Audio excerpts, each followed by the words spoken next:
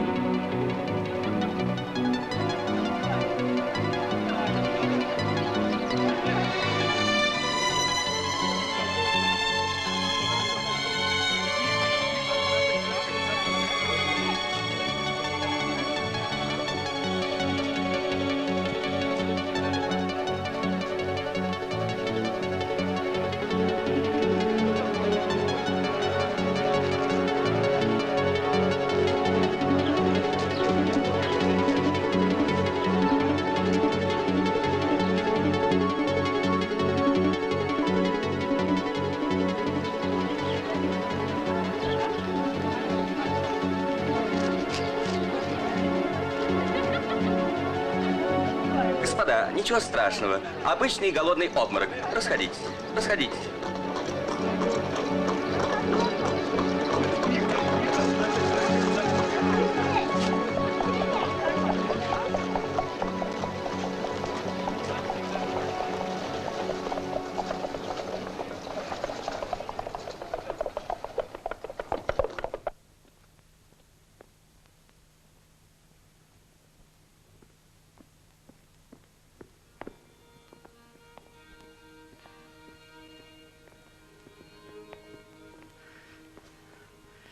Диана? Я вынуждена сообщить вам неприятность, Генри. Вы опять опоздали и остались без ужина. Придется вам ужинать в одиночестве, что весьма пагубно для человека ваших привычек. Если человек достоин, чтоб его пригласили, он заслуживает, чтоб его подождали.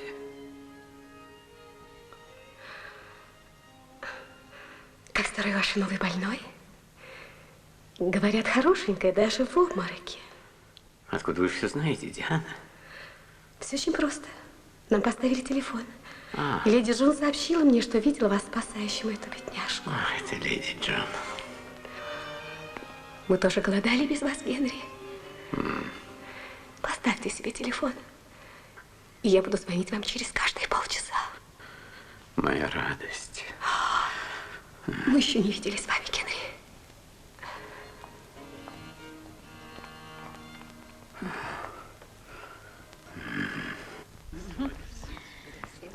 Благодарю.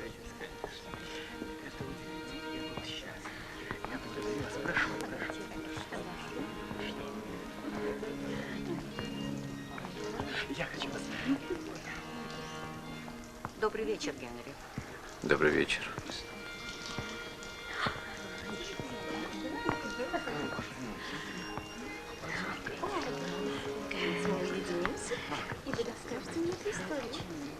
Рад видеть вас, дружище Аттерсон. Добрый вечер, Джекил. Добрый. Мне надо поговорить с вами о вашем завещании. Мой бедный Аттерсон. Мне не приходилось видеть, чтобы кто-нибудь так расстраивался, как расстроились вы, когда прочли мое завещание. Извините, дружище, я сейчас. Прошу прощения, что вынужден был опоздать. А, вот и вы, доктор. Добрый вечер. Но мы уже привыкли, что вы всегда врачуете, заняты. Джекил, рад вас видеть.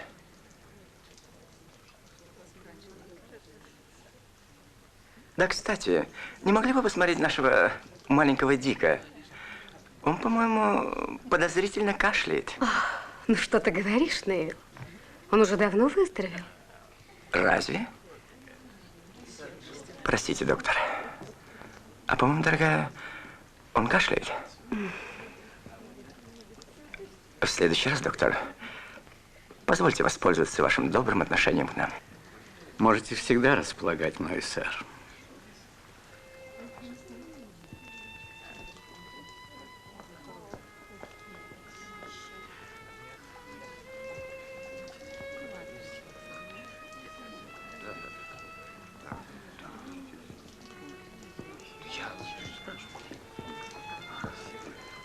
Вы знаете, Генри, что ваше завещание показалось мне странным? Мое завещание. Да, конечно, знаю. Вы мне говорили уже об этом. Но я хотел бы повторить вам это еще раз. Вы мой друг и давний клиент, и я думаю, что и вы бы на моем месте не пропустили без внимания бумагу, где, согласно вашей воле, все ваше имущество переходит вашему другу и благодетелю, некоему Эдварду Хайду. Не только в случае вашей смерти, но и в случае исчезновения или необъяснимого отсутствия вас свыше 3 месяцев. И тогда означенный Хайд может вступить во владение вашим имуществом что-то около 1 000 000 фунтов стерлингов без каких-либо ограничений и условий. Мне кажется, мы согласились не обсуждать этого вопроса. Генри, вы знаете меня. Знаете, что на меня можно положиться. Я начинаю опасаться, что за вашим желанием кроется какая-то тайна. Доверитесь мне, и я не сомневаюсь, что я сумею вам помочь. Мой дорогой Атерсон, вы очень добры, однако здесь совсем не то, что вам кажется. Это один из тех случаев, когда словами делу не поможешь.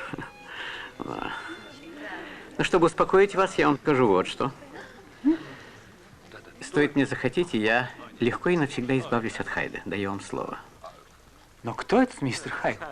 Откуда он взялся? Познакомьте меня с ним. Это непросто, Атерсон, совсем непросто. Он редко бывает у меня. Но сколько ему лет, чем он занимается, как выглядит, наконец, это я могу знать?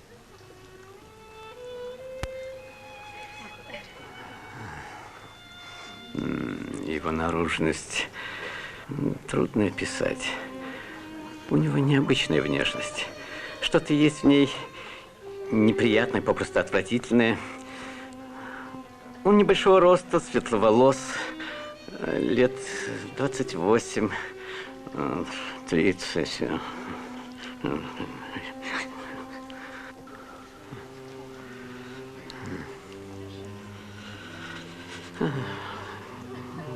Нет, Атерсон, я не могу описать его внешность. Не потому, что забыл. Он так и стоит у меня перед глазами. Я бы хотел понять причину вашей странной привязанности к Хайду или зависимости от него. Называйте это как хотите. Но это мое личное дело. Прошу. Прошу вас.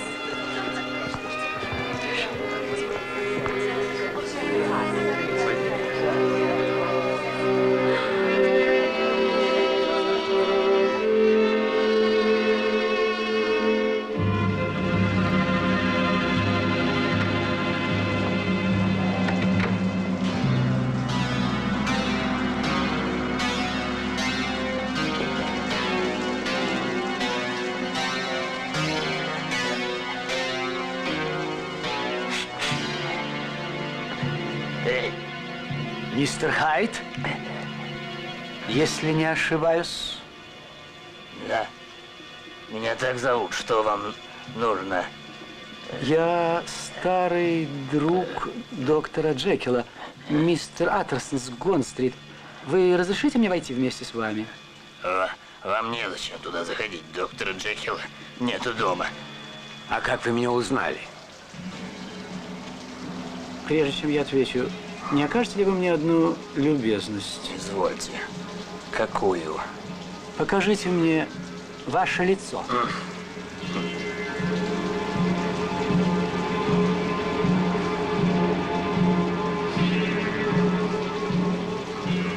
Благодарю вас. Теперь я вас всегда узнаю. Это может оказаться полезным.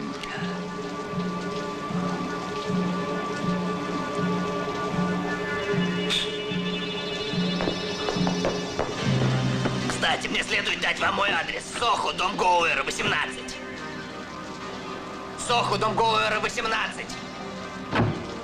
Сохо, дом Гоуэра, 18. Благодарю вас.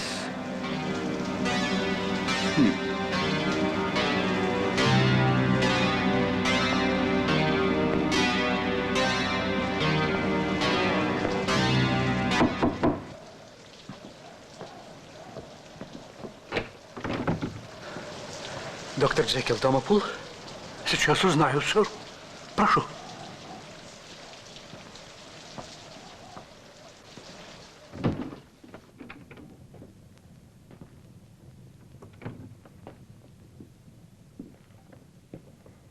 Вы подождете здесь у огонька?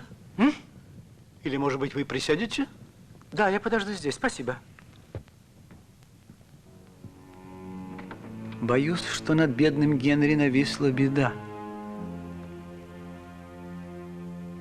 Если этот Хайд проведает про завещание, ему, быть может, захочется поскорее получить свое наследство.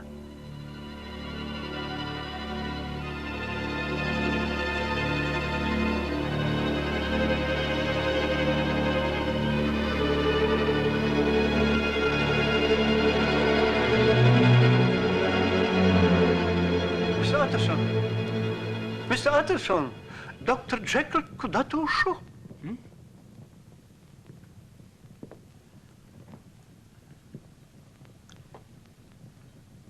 Я видел, Пул, как мистер Хайд входил в дверь бывшего анатомического театра. Это ничего, раз доктора Джекила нет дома? Это ничего, сэр. У мистера Хайда есть свой ключ. Ваш хозяин, по-видимому, очень доверяет этому молодому человеку? Да, сэр, очень. Нам приказано исполнять все его распоряжения. Мне кажется, Пул, не приходилось встречать мистера Хайда здесь? Нет, нет, сэр, он у нас никогда не обедает. По правде говоря, в доме мы его почти не видим. Он всегда приходит и уходит через анатомический театр. Ну что ж, доброй ночи, Пул. И сообщите вашему хозяину, что я был бы рад видеть его, ну, хотя бы завтра. И вот что, передайте ему эту трость. Ну, просто так, маленький подарок, что ли. Доброй ночи, мистер Аттерсон. Доброй ночи, Пул.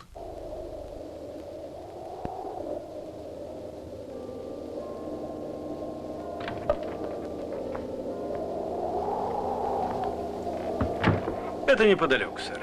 Судя по всему, убитый занимал высокое положение в обществе. У него в кармане нашли кошелек, золотые часы, но никаких бумаг, визитных карточек, кроме запечатанного конверта, адресованного вам, мистер Аттерсон. Вот почему, собственно говоря, мы вас и потревожили. Едем? Да, я понимаю вас. Вы поможете нам опознать тело, мистер Аттерсон? Да, конечно. Я должен осмотреть тело. Не дай, Господи, чтоб мои подозрения оправдались. Убийца исчез, но оставил много улик. А главное, его опознала одна из девиц из райских птичек. Сейчас налево. Она как раз прогуливалась возле своего заведения. Убийца некто мистер Хайд.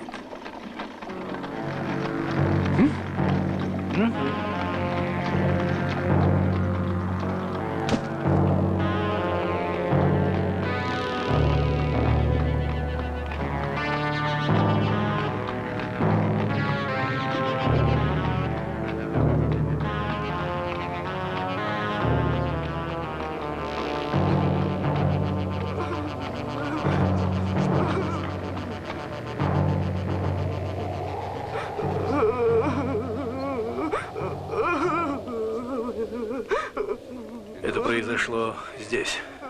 Здесь.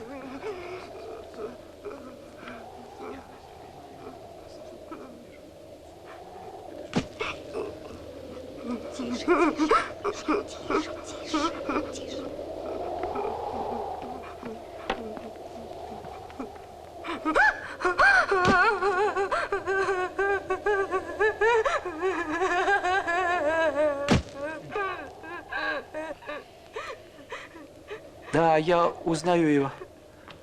Должен с прискорбием вам сообщить, это сэр Денверс Керрию, член парламента. Боже великий, неужели, сэр? Скандал.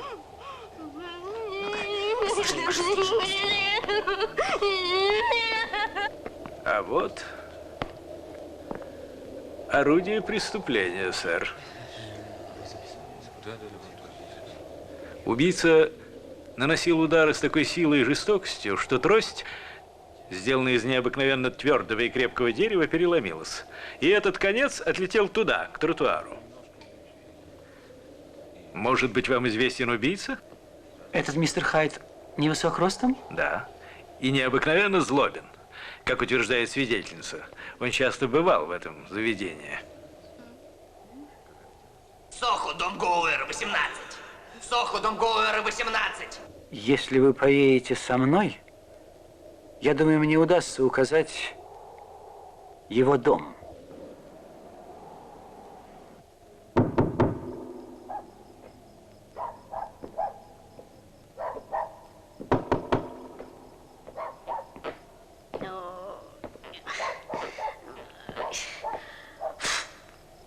Опять без ключей. И так поздно.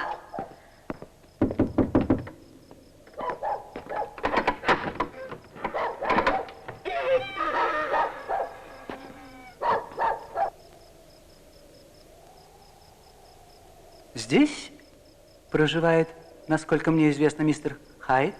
Да, проживает. Его нет дома. Ха. Он пришел поздно и, не пробыв часа, ушел. Меня это не удивляет. Прекрасно.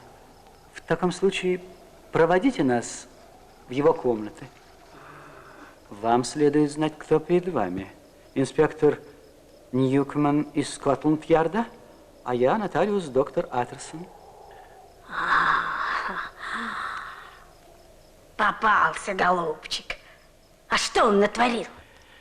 Да, он, по-видимому, пользуется отнюдь не всеобщей любовью. Ну-ка, милая моя, покажите-ка нам, что тут у вас и где. Пожалуйста, пожалуйста.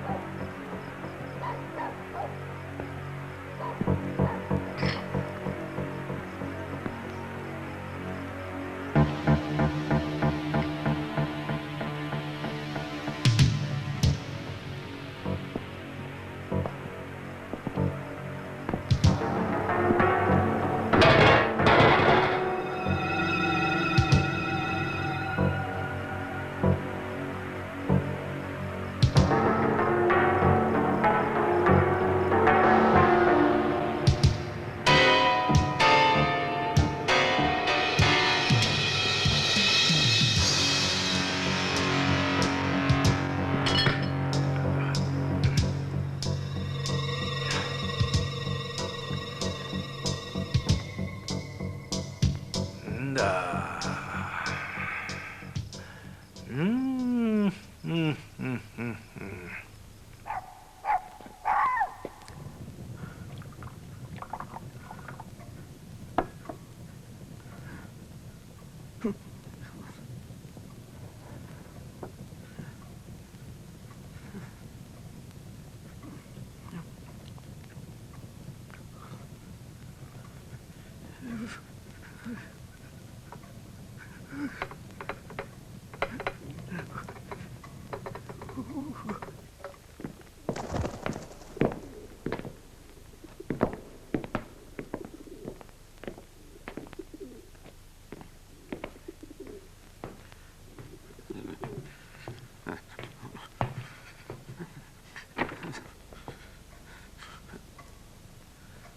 А, это вы, Аттерсон. Добрый день. Ступайте к Пул. Да. Надеюсь, вы слышали, что произошло сегодня ночью? Кэррию был моим давним клиентом. Неужели вы совсем сошли с ума и укрываете у себя этого негодяя? Аттерсон, клянусь Богом, я больше никогда его не увижу. Даю вам слово чести, я отрекся от него навсегда. Да к тому же он не нуждается в моей помощи.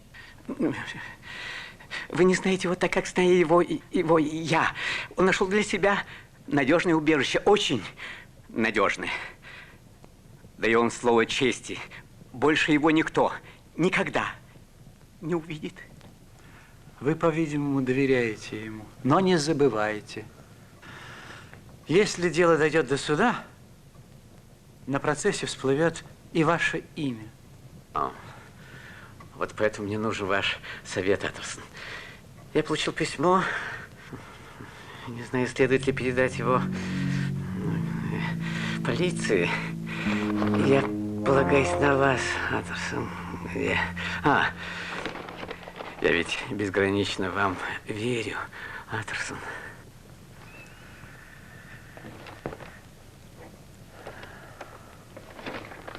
Мистер Джекил, благодарю вас за великодушную заботу, которую вы всегда проявляли ко мне, недостойному вашего покровительства. Теперь я вынужден навсегда распрощаться с вами. У меня есть верное и надежное средство спасения. Эдвард Хайд. А где конверт? Я его сжег. Но это все равно. На конверте не было штемпеля. Письмо принес посыльный. Хорошо, я подумаю, что с этим делать. Да.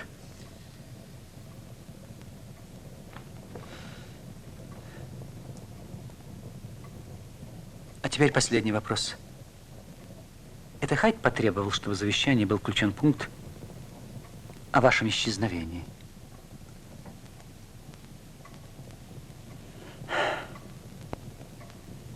Я знал об этом.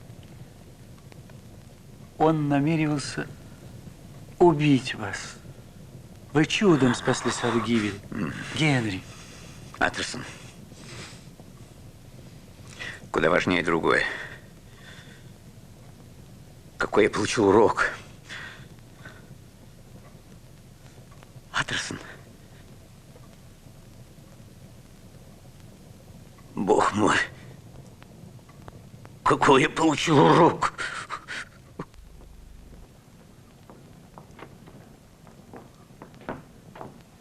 Кстати, сегодня сюда доставили письмо. Как выглядел посыльный? Сегодня, сэр, письма приносил только почтальон. Да и то лишь одни печатные объявления.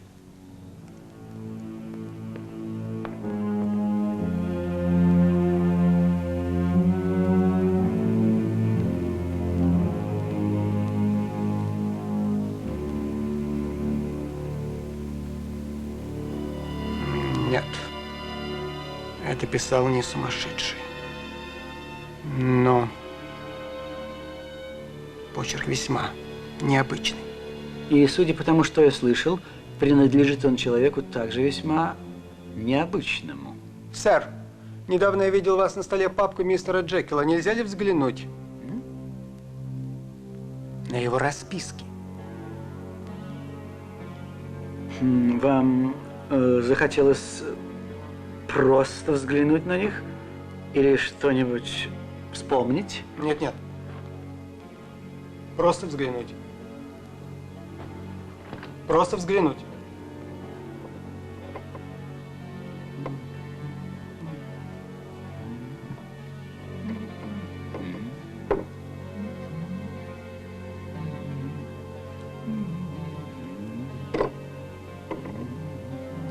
Благодарю вас, сэр.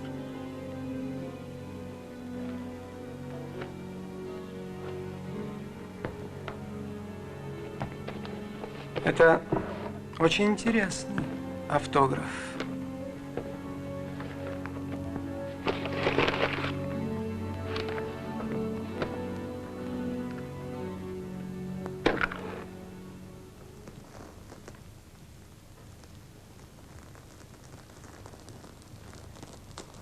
Для чего вы их сравнивали, Гест? Видите ли, сэр, мне редко случалось встречать такие схожие почерки, они почти одинаковы.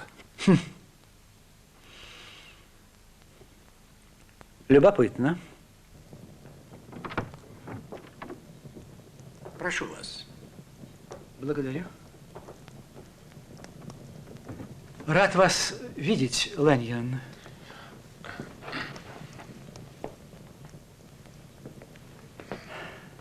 Как самочувствие, друг мой?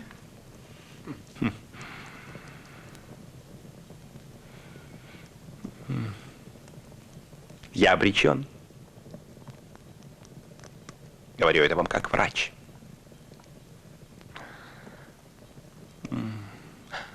Я испытал сильные потрясения и уже не оправлюсь. Мне осталось лишь несколько недель. Что ж, жизнь была приятной штукой, мне она нравилась. Да, прежде она мне очень нравилась. Но, будь нам известно все, мы бы радовались, расставаясь с ней. Не теряйте надежды, друг мой. И Джекил тоже болен. Кстати, вы его давно видели? Я не желаю больше ни слышать о докторе Джекиле, ни видеть его. Я порвал с этим человеком и прошу вас избавить меня от упоминаний о том, кого я считаю умершим. Так. А не могу ли я вам чем-нибудь помочь? Мы ведь все трое старые друзья, Лэньон, и новых уже не заведем. Помочь мне ничем нельзя. Да вы спросите его самого. Он отказывается меня видеть? Меня это не удивляет. После моей смерти, Аттерсон.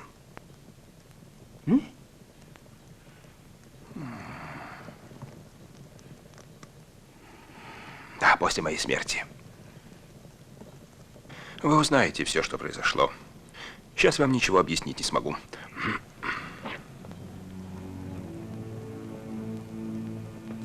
Я вызвал вас, нотариус, ради этого. Лично вручить только Джону Габриэлю Аттерсону.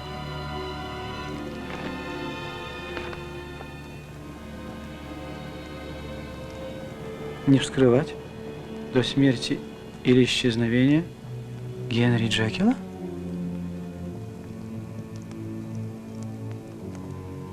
Все, что я мог, я вам уже сказал. Больше ничего объяснить не смогу.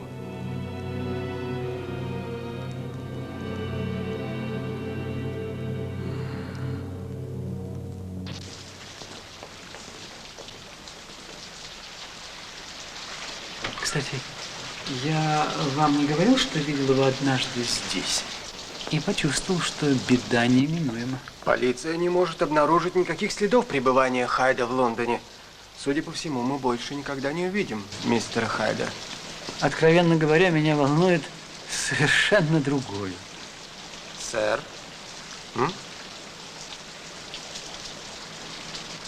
Как? Джекил? Надеюсь, вам лучше? Нет, очень плохо. Я очень плохо, Аттерсон. Но благодарение Богу скоро все это должно кончиться. Вы слишком мало выходите на воздух. Вам бы следовало разгонять кровь, как это делаем мы с Гестом. Мой клерк, мистер Гест, доктор Джекил. Вот что, берите-ка шляпу и идемте с нами. Вы очень любезны, и я был бы в восторге. Но нет, Аттерсон, это невозможно. Я счастлив вас видеть и пригласил бы вас с мистером Гестом подняться ко мне. Но у меня такой беспорядок. В таком случае мы останемся внизу и будем беседовать с вами, не сходя с места. Вот именно это я и хотел попросить вас.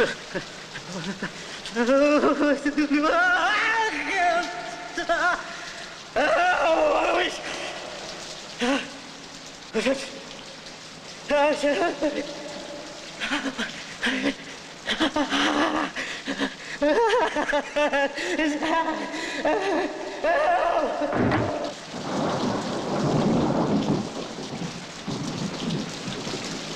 простит нас Бог. Да простит нас Бог.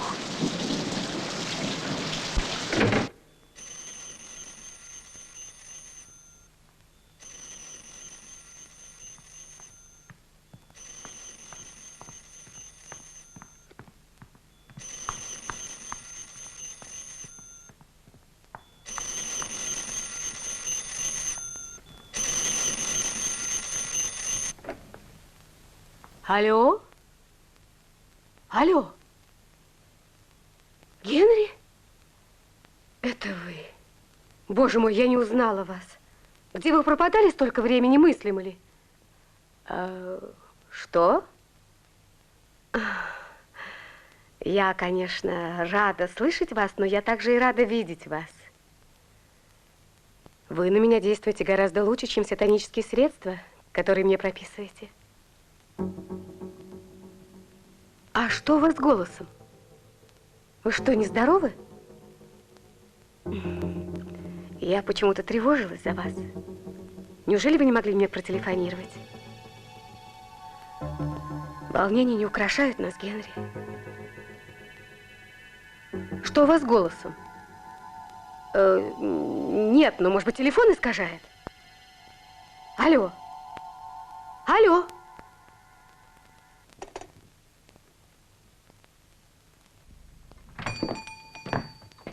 Бог мой, что вас сюда привело, Пул?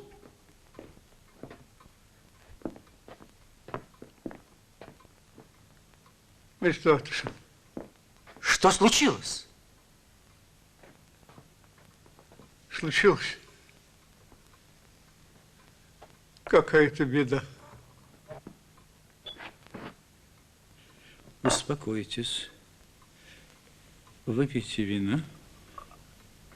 И скажите не спеша, что случилось?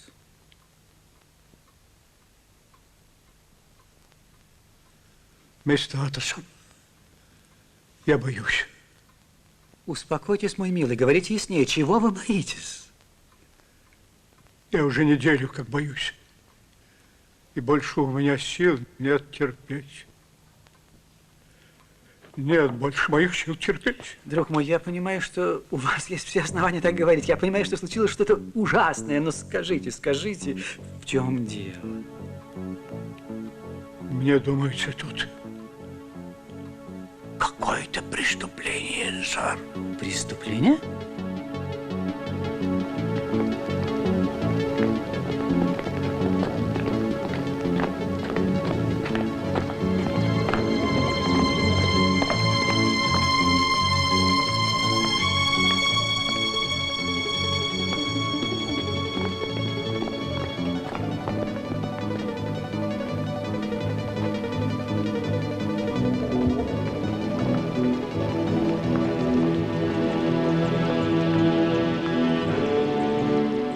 Это вы, Пул? Да, открывайте.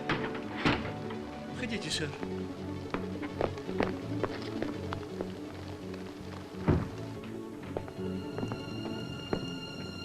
Почему вы все собрались здесь? Это не порядок? Благодарение Богу! Это мистер Уоттерсон! Помолчите!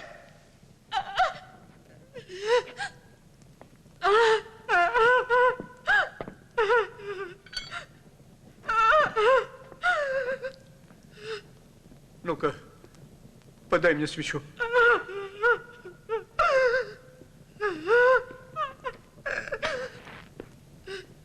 Мы сейчас же со всем этим покончим. Сэр, следуйте за мной.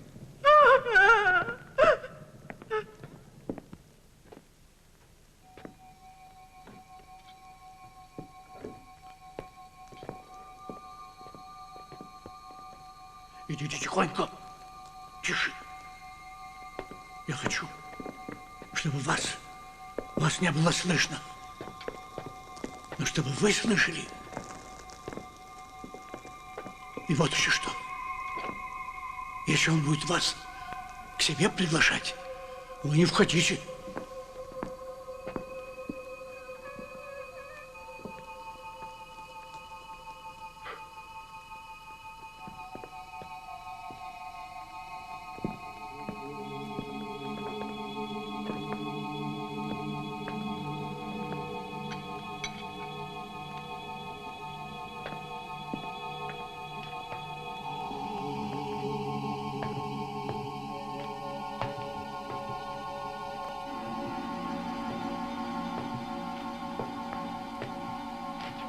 Сэр! Вас хочет видеть мистер Андерсон. Скажите, что я никого не принимаю. Слушаю, сэр.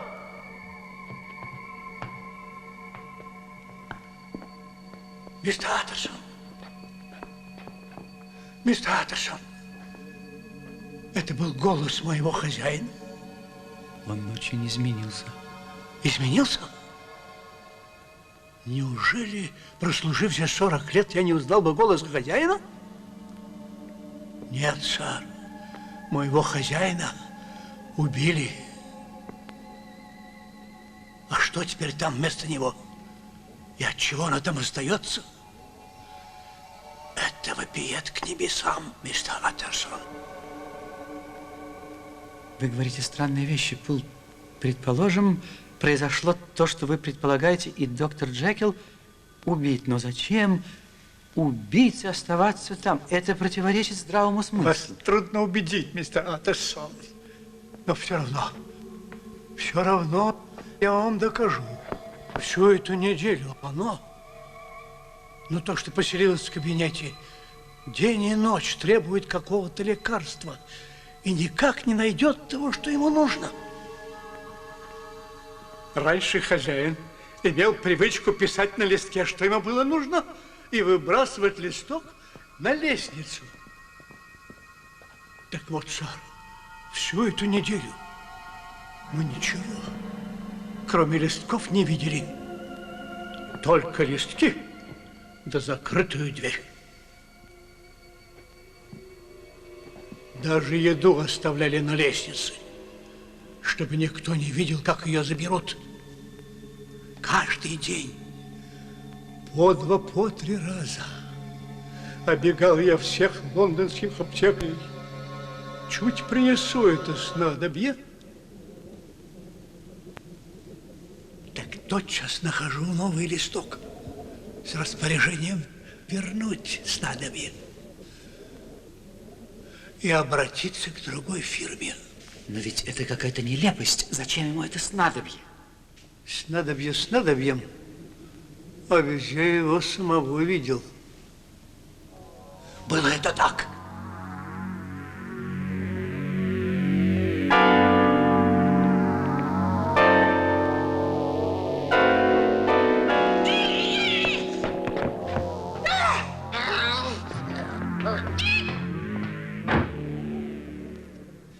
И вы узнали его, Пул? Сэр, эта тварь бежала так быстро, что сказать точно я не могу.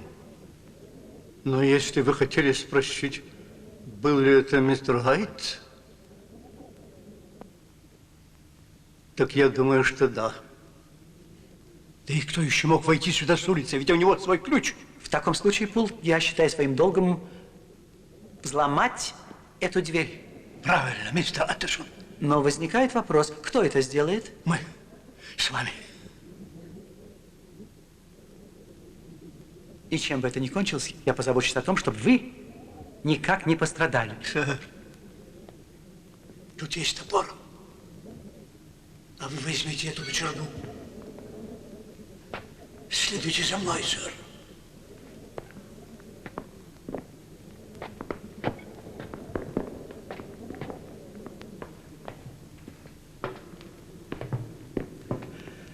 А вы знаете, Пул, что мы с вами себя ставим в довольно-таки опасное положение? А как же? Понятное дело. Настолько-то и я ученый.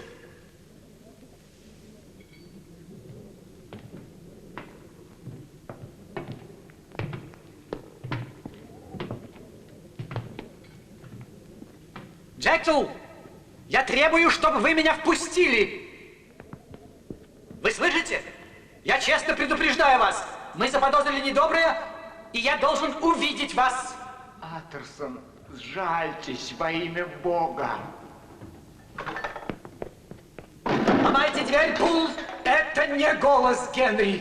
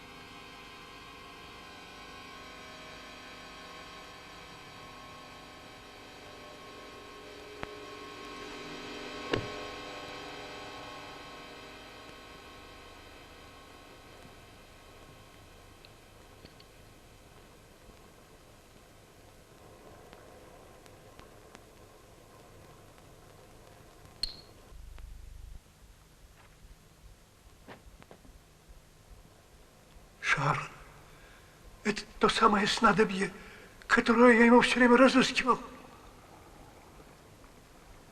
Мы явились слишком поздно, чтобы спасти и чтобы наказать. Хайд покончил счеты с этой жизнью. Зеркало, которое недавно приобрел, это зеркало видело странные вещи, сэр. Но ничего более странного, чем оно само. Непонятно, зачем Джекилу понадобилось. Слушайте. Дорогой Аттерсон, когда вы сейчас будете читать эти строки, я исчезну. При каких обстоятельствах, я не могу предугадать. Однако немыслимое положение, в котором я нахожусь, убеждает меня, что конец неотвратим. Вы узнаете обо всем, обратясь к исповеди, которую оставляет вам ваш недостойный и несчастный Генри Джекил. Об этих бумагах не должен знать никто. Слушай, сэр. Если ваш хозяин бежал или умер, мы можем попробовать хотя бы спасти его доброе имя. Да, но где же хозяин? Успокойтесь. Возьмите себя в руки.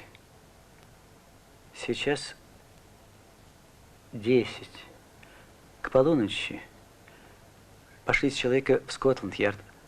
Пусть вызовет полицейского инспектора Ньюкомена. Запомнили? Ньюкомен. Дай Бог, чтоб мои опасения не оправдались. Слушаю, сэр.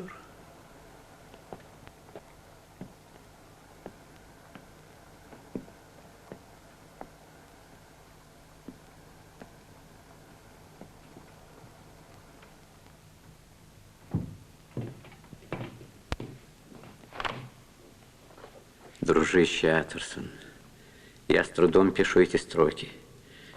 Слезы и отчаяние душат меня. Я многое себе позволил, а, видимо, есть предел наших возможностей. Я проделал страшный опыт. Я знал, что рискую жизнью, но я как мог приблизился к волнующей меня истине. Вы знаете, я родился среди богатства, с немалыми дарованиями, с наклонностью к науке, и, казалось, мог не сомневаться, что меня ждет славное будущее.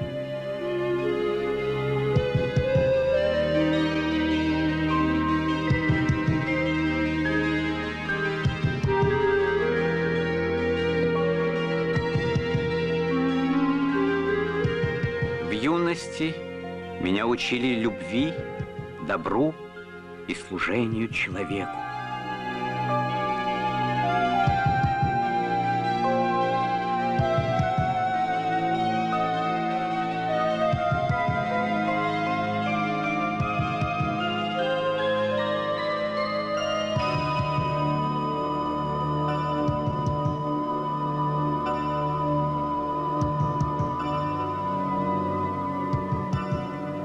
Но война, которую мы вели в Африке, проявила неизвестные стороны моей души. Кажется, эффект маскировки новой формы превзошел все наши ожидания. Мы стали незаметны даже для местных женщин.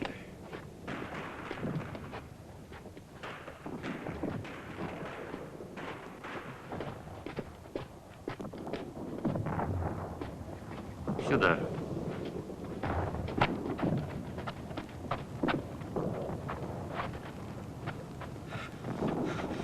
Господин полковник! Скоро все закончим, сэр.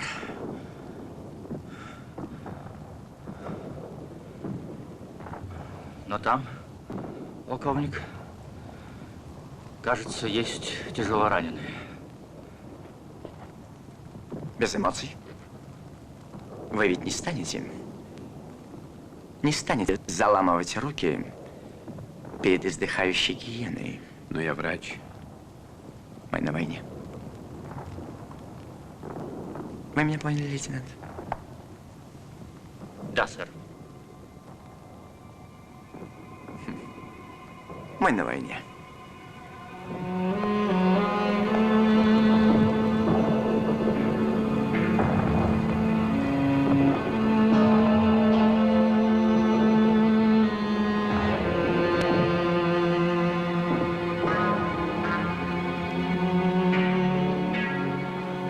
Я не ожидал, что добро и зло, как близнецы, уживаются в моей душе.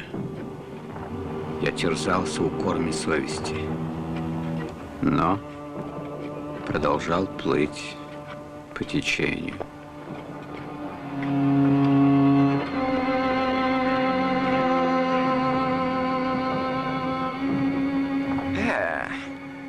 Да она не дурна, как по-вашему, доктор? Не дурна, а?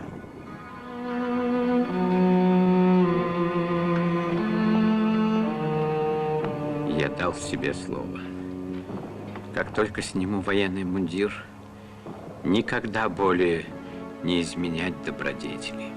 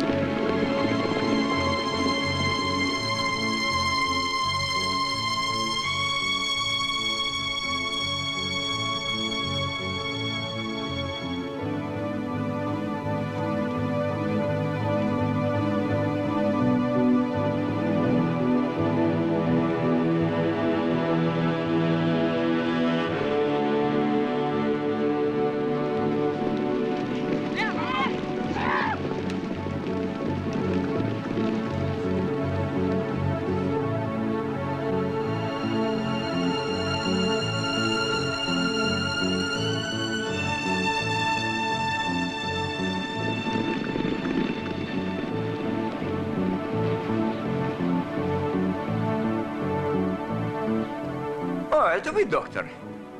Диана, познакомься, это Генри Джекил, наш полковой врач. Полковник, добрый день. Очень приятно. Очень рад. Моя жена Диана. Очень рад.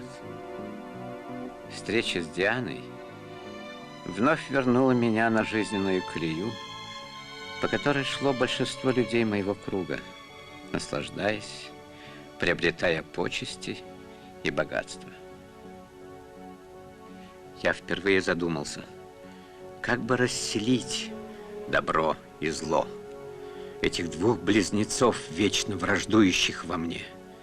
Плохой пошел бы своей дорогой, свободный от высоких стремлений и моральных терзаний, а добродетельный своим путем. Так начался мой кощунственный опыт.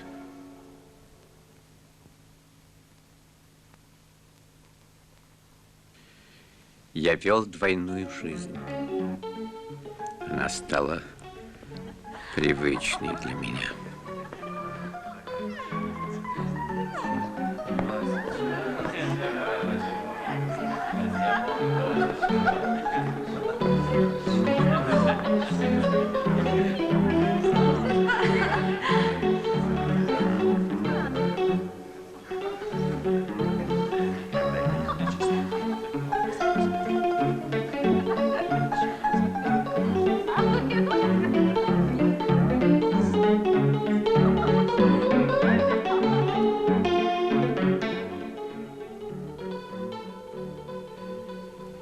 Между тем, мои опыты каждый день зримо приближали меня к моей цели. Я не стану объяснять практическую сторону своего открытия. Она и мне осталась не до конца ясна. Я долго готовил необходимую тинктуру. И вот однажды купил у оптовой фирмы МАО значительное количество соли. Той соли, которая оказалась последним необходимым мне ингредиентом. Так мне впервые удалось приготовить тот самый препарат. И я не удержался от эксперимента.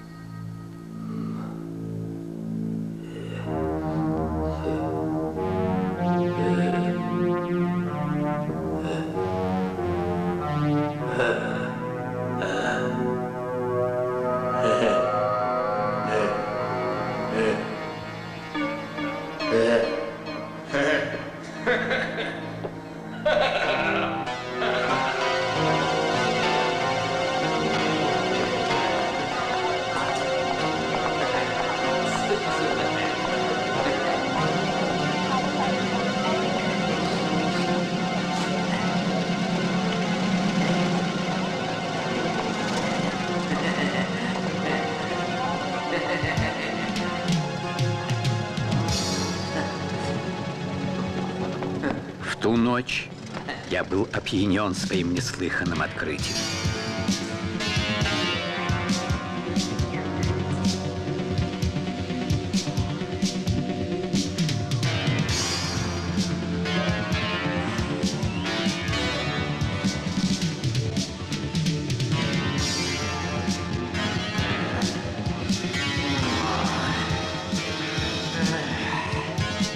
Однажды, Аттерсон, вы стали невольным свидетелем моего эксперимента, когда случайно встретились, теперь я думаю, случайно ли, встретились с Эдвардом Хайдом.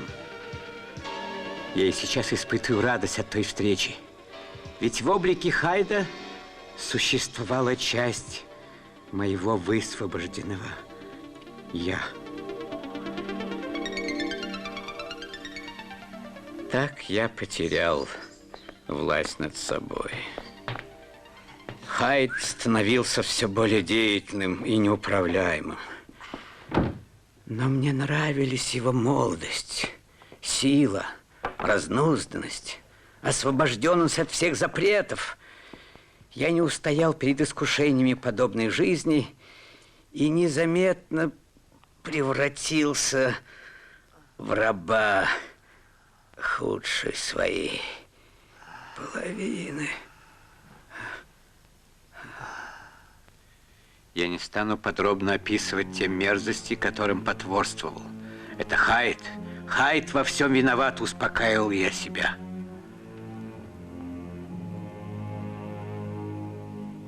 Но дьявол все глубже всаживал в меня свои когти, подчиняя своей воле. Зло множило зло.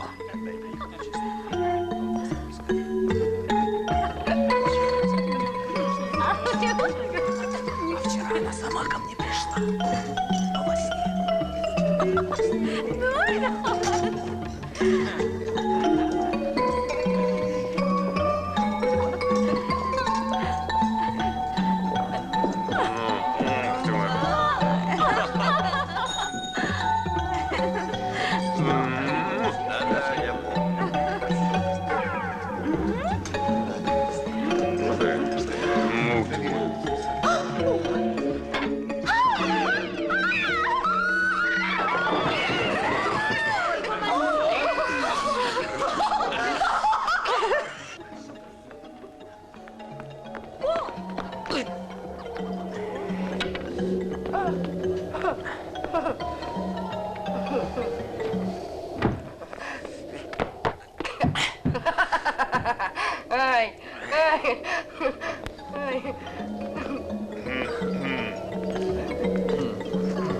Пошли, пошли.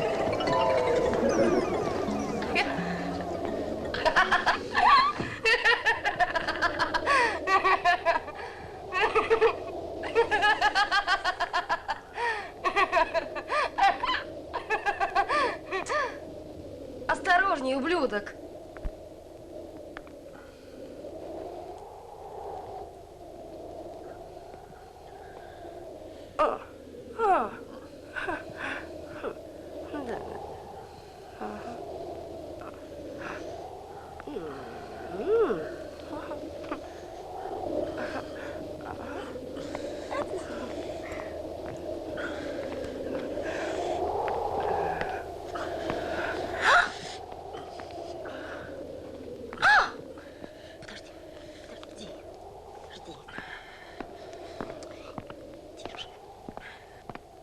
Я думаю, вы много себе позволяете, молодой человек.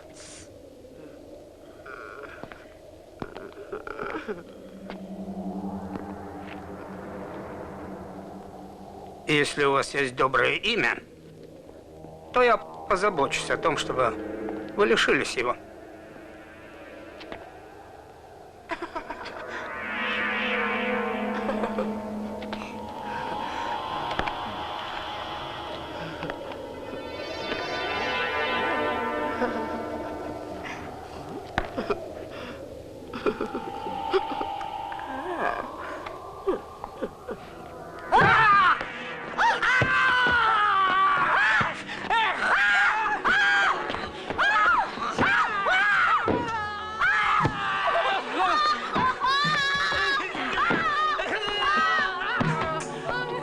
Мама, а где у человека душа?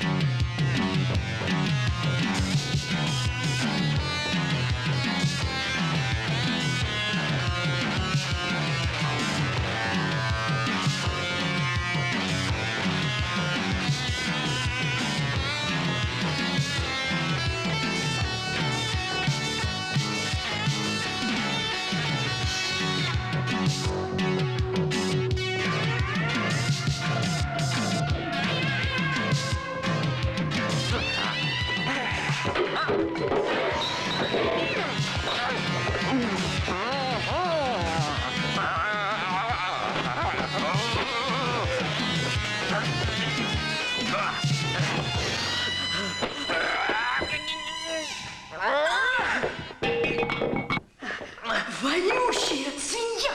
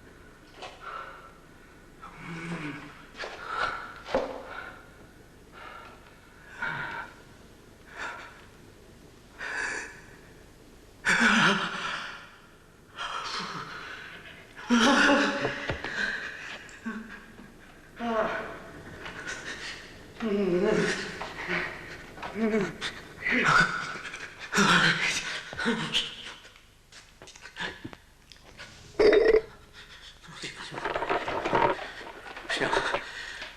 Все. Все. Все. С тех пор о Хайде не могло быть и речи.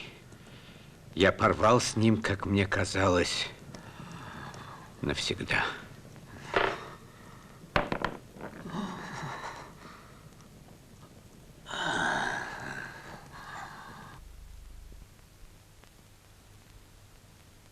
Два месяца меня преследовали кошмары. И, наконец, мне показалось, что я избавился от дьявольских наваждений.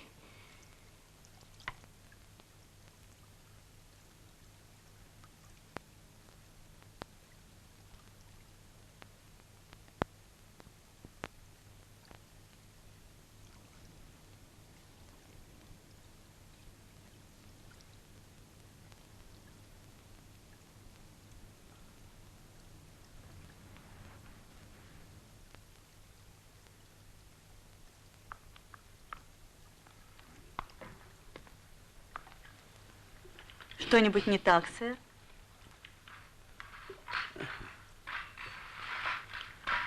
Я верил, что вернулся к подлинной жизни.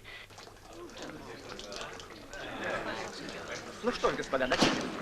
Как у нас Ой, время? какая прелесть. Чем раньше начнем, тем быстрее. Прошу, господа, прошу. Генерал, скажите, было трудно? Да, там было жарко. Но мы не слишком часто меняли белье. Да, война есть война, господа. Но она увенчалась с победой. Это применение новых видов оружия. Да-да, пулеметы Максима и, конечно, тактика выжженной земли сделали свое дело. Способствовали успеху. Да-да. Простите, а каковы ваши потери? Потери нашего корпуса приблизительно 1500 человек. Это действительно так? Да, конечно. Война была очень жестокой. Победы не даются без крови. Но Трансвааль стоил того, господа. Вот и вы, Генри. Что с вами? Вы мне позволите, господин? Здесь душно. Бичуаны. Пройдемте в зимний сад. И другие племена довольно-таки жестоко эксплуатировались африканами. Поэтому они не принимали активную сторону в военных действиях против. Вы опять не в себе? Да нет, что вы. У пленных было изъято большое количество. Я способна снести дурное расположение духа, но не способна его простить. Я как-то говорил вам, Диана, иногда я нуждаюсь во враче.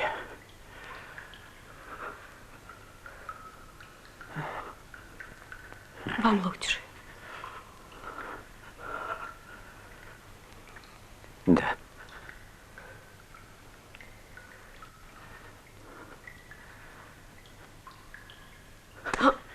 Генри, что вы? Генри.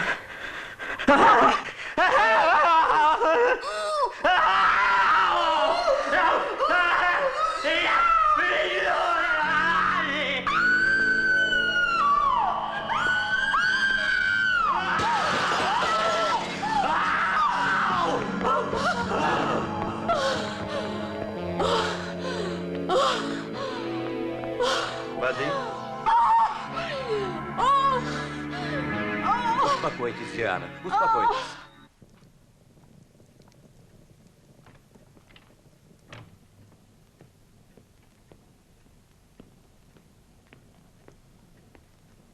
Заказное, сэр.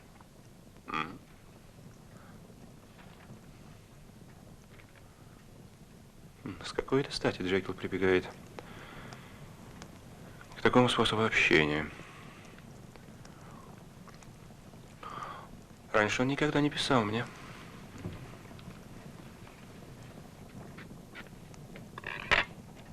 Дорогой Лэньон, вы один из моих старых друзей.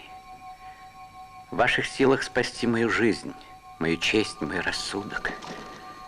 Все, что я пишу ниже, вы должны выполнить самым тщательнейшим образом. Как не уверен я, что вы выполните мою просьбу, сердце мое сжимается от одной мысли о возможности обратного. Доктор Лайнен? Да. Я получил письменное распоряжение от моего хозяина. Слесарь уже здесь. Прошу. Да-да, скорее, скорее.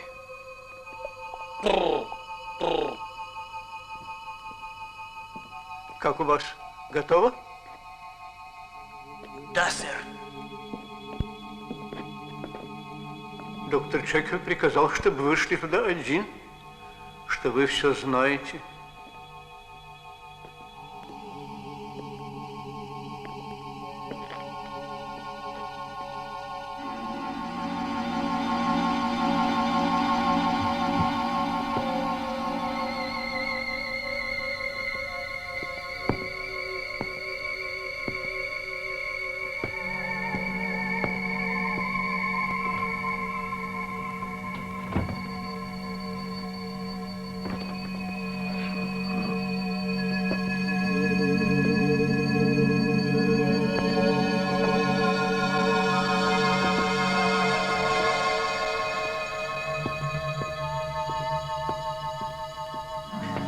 Полночь, освободите слуг и непременно будьте один.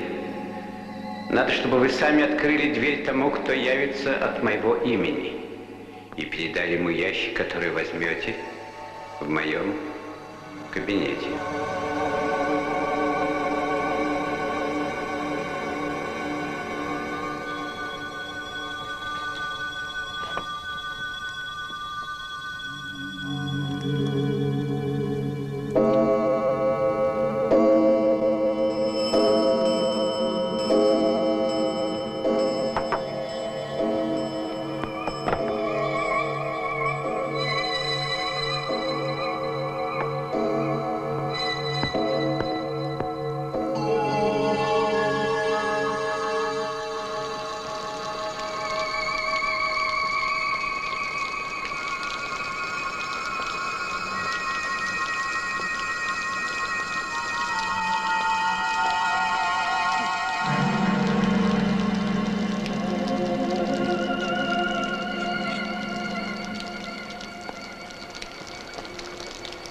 Вы от доктора Джекила?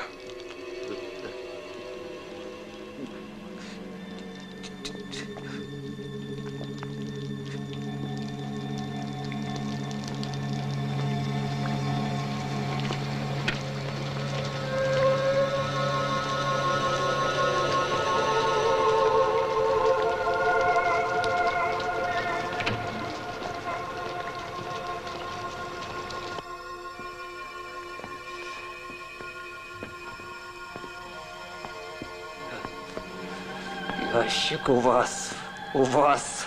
Простите, сэр, но я не имею чести быть с вами знакомым. Я прошу меня извинить. Ваш упрек совершенно справедлив. Я пришел к вам по просьбе вашего коллеги, доктора Генри Джекила. Насколько я понял, ящик у вас? Успокойтесь, сэр. Вот он.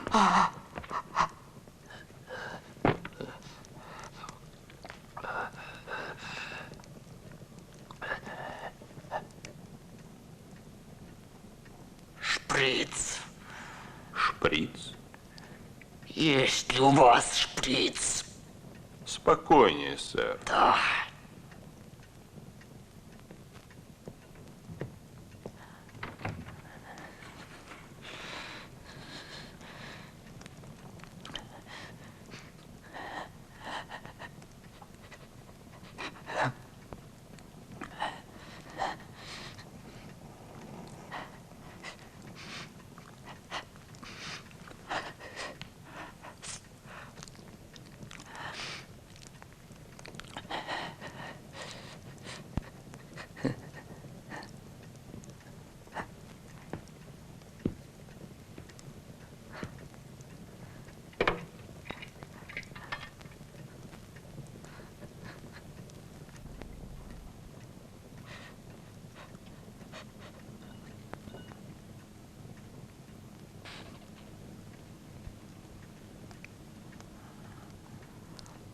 Может быть, вы будете благоразумны и позволите мне уйти из вашего дома? Или ваше любопытство настолько сильно? Подумайте, прежде чем ответить. Как вы решите, так и будет. Я слишком далеко зашел в своих необъяснимых услугах, чтобы остановиться, не увидев конца. Но, Ленин, вы помните нашу профессиональную клятву. Все дальнейшее считайте врачебной тайной. А?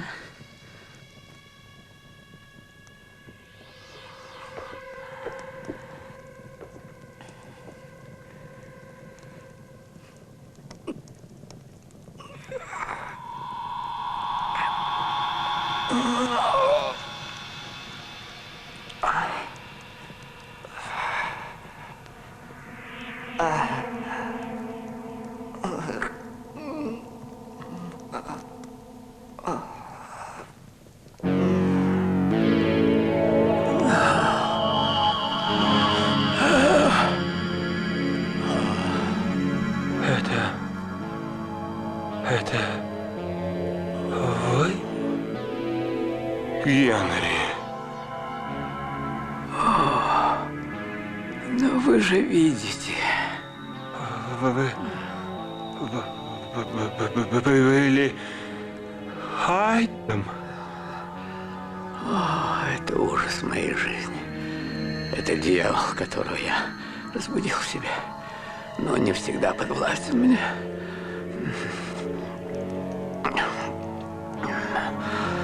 Нет, невозможно, невозможно, Генри.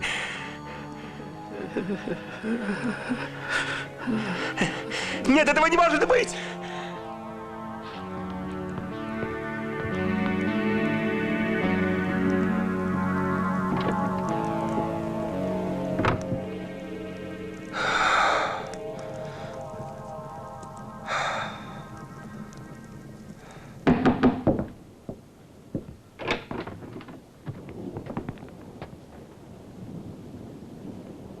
Что с вами, сэр? Ну что вы, Пул?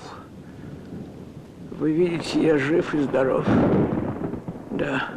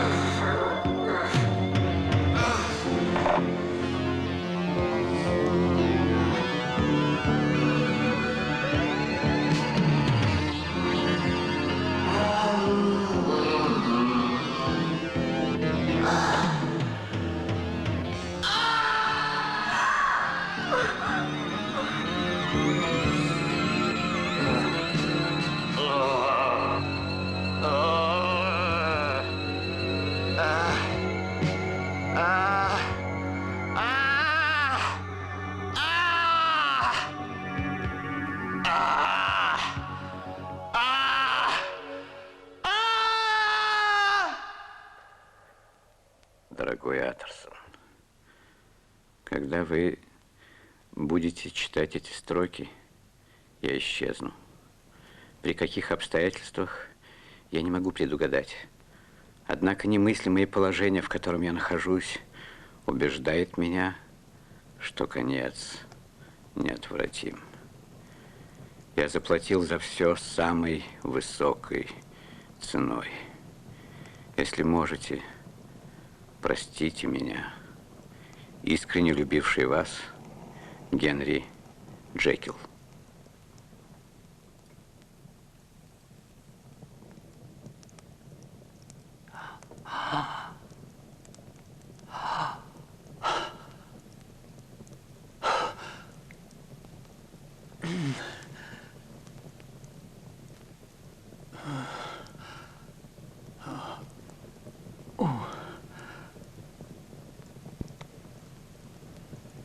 Бедный Джекил, прощай.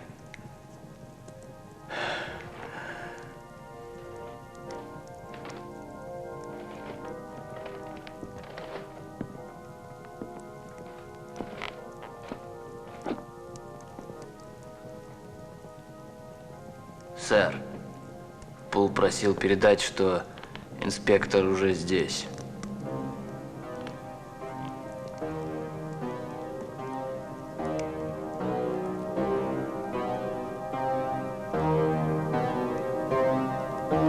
Ага.